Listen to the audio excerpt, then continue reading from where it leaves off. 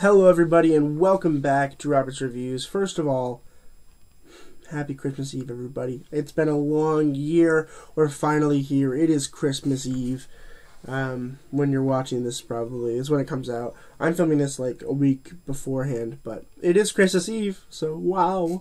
Hope you guys are not going too crazy over shopping. I know it can be crazy this time of year. This is the first year I've gotten all my Christmas shopping done beforehand. Normally I'm a Christmas Ever, so I usually just go out on Christmas Eve to figure something out. But no, I ordered everything on Amazon a week ago when I had coronavirus, so I'm all set. But anyway, today we're coming back at you with another review because my grind never stops. We are going to be talking about the Christmas Chronicles.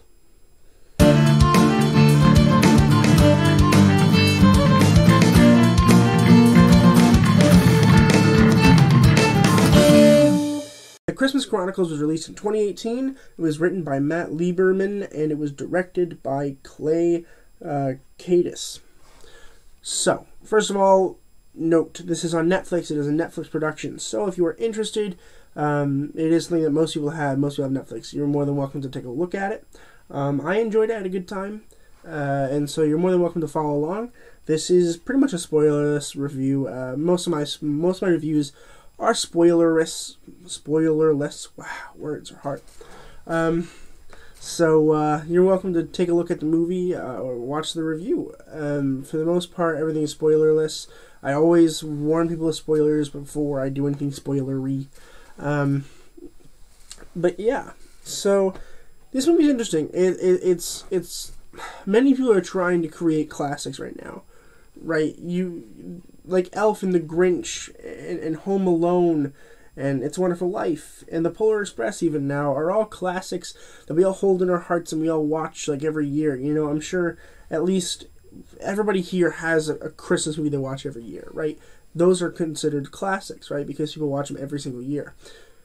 People have been trying to create Christmas classics for a long time over the past like 5 years. Most of them are probably going to be unsuccessful. It takes a lot to create a classic, particularly a Christmas classic, because they have to be so spectacular that people are going to want to watch it every year. It's a lot. Especially considering there already are so many Christmas classics, and people are trying really hard to create some, and some are doing great, some are doing okay. This one was okay. It wasn't like I'm not going to consider this one a Christmas classic. It's not going to become a classic, probably not. But it's a fun watch, and here's a brief insight into what the whole movie's about. Essentially, it is about Teddy and Kate, who are children, and their dad just passed away. Their dad loved Christmas. He was a huge Christmas fanatic. So they also love Christmas. But now that their dad is gone, they don't particularly enjoy Christmas as much, which can be quite sad. So because their father had passed away, they are all sad. They're not in the Christmas spirit. But when their mom says that they have to stay together alone while she goes to work overnight, they develop a plan. They're like, you know what? We're going to try to catch Santa Claus in the act. They're going to film him, they're going to record him, and see if they can get him in the act. And they are successful in that. They do find him. But they also kind of sort of ruin Christmas at the same time. Because they jump into a sleigh, and Santa takes off, and he gets scared, and the reindeer fly off, and he breaks his thing, and Santa stuff, you know, bad things happen. And so the three of them have to team up together to try to save Christmas. And they have to go basically all around the world, and they have to deliver the presents really quickly. They have to find the reindeer, they have to fix the broken thing, they have to raise Christmas spirit through a nice song. It's quite intense, if I do say so myself. I think I'm just going to jump right into the acting first to discuss the characters and what I thought of them. Because as much of a plot-driven story this is, they also have some pretty interesting and pretty well-developed characters, in my opinion. So first we have Judah Lewis as Teddy. So Teddy, I think, is my favorite character in the movie, but I felt like his acting, I think in the beginning, was a little lazy. And it wasn't, like, bad lazy, it just felt like maybe he wasn't trying his best. Because he's like a bad guy in the beginning where he steals cars and stuff, which is fine, right? Well, I mean, it's bad, but like it's fine for a character. But he didn't really seem like he wanted to be stealing cars, which again is an interesting character choice. But if you're gonna make him seem to be like a rebel, we have to make him really seem like a rebel for the characters, like for the audience to understand. They have to really be bad, right? Because for me, he doesn't seem like he's that bad of a guy. So I'm confused as to why it's such a big deal that he doesn't believe in Christmas, right? It's complicated. I just thought it was maybe a little bit lazy, but then towards the end, he really became a really nice character. And slight spoilers, he is not in the second one almost nearly at all. He has like 5 lines, which is really annoying because I really like the character and I would have loved to see more of him, but we didn't. And I think it's just because they really didn't know what to do with him. Once he became a true believer, they were like, yeah, that's his arc. Okay, whatever, fine. Darby Camp as Kate. Now, Kate is arguably the main character. She is the younger sister to Teddy, and she has always believed in Santa Claus. And she is the one that really catches Santa in the act, and has always been a true believer, and really, really, truly does help Santa. Her character is very well-rounded, very good, very easy to follow. I like seeing her on screen. She's easy to watch. She's got this way of her where she can talk and, like, kind of talk with me. It's kind of weird. It feels like a two-way conversation. It's quite good. This Darby Camp girl could really be something. I mean, she's like, what, 13 right now? But I'd really like to see what happens when she grows up. She might become a star. I don't know. I mean, she just really does seem... She knows what the camera angles are. She reminds me of Emma Watson in a way, where, like, you watch the young Harry Potter movies and you're like, wow, she really does know where that camera is. And so does Camp. She really does a really nice job of understanding cinematography in a way that I don't think Lewis understood, Judah Lewis. I don't think he really understood all of that. Whereas Darby Camp really took into her own hands, I think, to really understand where things happen to be, where she's got to be, where she should look. It really did look quite good. I was quite impressed with her in performance. And, of course, Kurt Russell as Santa Claus. So Kurt Russell has been everything. He's been in so many movies, unbelievable. He's been working hard forever. And there's a rumor going around that Santa Claus is the last thing that he wants to portray before he retires. The Christmas Chronicles 2 could very well be the last thing we see of Kurt Russell. Unless they decide to make a third one. Or maybe he was kidding, I'm not sure. But anyway, Kurt Russell's phenomenal. He's great. He's a really funny Santa Claus. It works really well for the entire movie. He really is funny. He's funny. He's got a great Santa. It really is quite good. I honestly was a little skeptical at first when I heard that he was going to be Santa Claus, but then I watched it and I'm no longer skeptical.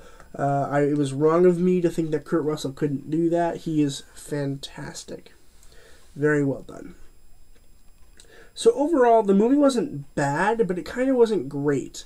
It's really long for something that like really shouldn't be that long, and if we're being honest, it's a story that has been told before, right? It's really not anything particularly new. I do think this one works better than the second one. The second one's definitely a story we've heard before. This one felt kind of weird. One quick note about the elves. So, the elves are animated in this film. They are CGI. It was a bad idea, in my opinion. We should have used humans and made them small, sort of like how Elf did it. I think Elf did the best job of portraying elves. Which is good because it's about an elf, I guess. But still, I felt like it could have very easily been a young adult movie as well as a kids movie. But when you're watching the elves, it really just feels like a kids movie, and it made me not really want to watch it. Luckily for me, they weren't on the screen for very long in this movie. However, they are on there for the entire film, pretty much, for the Christmas Chronicles 2. I was curious as to why they decided to make them animated, and then I watched the second one, and now I kind of understand that elves can turn into humans if they are bad elves. So that way, that's their way that they're distinguishing humans and elves, is the elves are animated, whereas the humans are not animated. Which is fine, sort of. There has to be another way. I mean, I guess the demographic's probably children, but it could be a phenomenal family movie. The issue with family movies is that it's really easy to make movies for adults, and it's really easy to make movies for children. They can be in the same category, right? Because adults have children, so they are going to watch it with them almost regardless. However, it's really hard to make a young adult movie fit in with kids and adults. It's hard. And that's where I am. I'm in the young adult section. I read all the young adult books. I love watching young adult movies. PG-13 is where it's at. But I think that this movie isn't really a young adult movie. It's not a movie that I would be like, hey buddy, you want to watch the Christmas Chronicles with me? No, like, I'd probably choose The Grinch or Elf, because it just feels like they have some jokes for us. Whereas this one felt really more kid-oriented. So if you're a kid, you'll probably like it more than I did. I didn't hate it. I really enjoyed it. I had a good time. It's not a movie that I'm going to watch every year. It's not going to be a classic probably. But it's okay, and it's a fun watch, and I'm going to give it a B+. Well, that's all I have for you today. Tomorrow on Christmas. Tomorrow's Christmas. Let's go! We're going to be doing the Christmas Chronicles 2, which I think it's officially called the Christmas Chronicles Part 2. Which is also a Netflix production, so if you're interested in watching that, you can watch that with your family tonight, and then tomorrow morning, or whenever you're available, you can watch the review. This will be coming out tomorrow morning at 7:45 as normal, although I do understand it is Christmas, so I understand if we don't have many views tomorrow. But regardless, if you don't watch tomorrow's review, Merry Christmas. I hope you guys have a wonderful Christmas Eve. Bake a lot of cookies. I know, I want to bake cookies. I need to go to the store and get cookie stuff. Damn it. I might do that today. There's still daylight in me. We could still do this today. But as always, keep watching movies and television and stay educated, and I'll see you guys in the next video.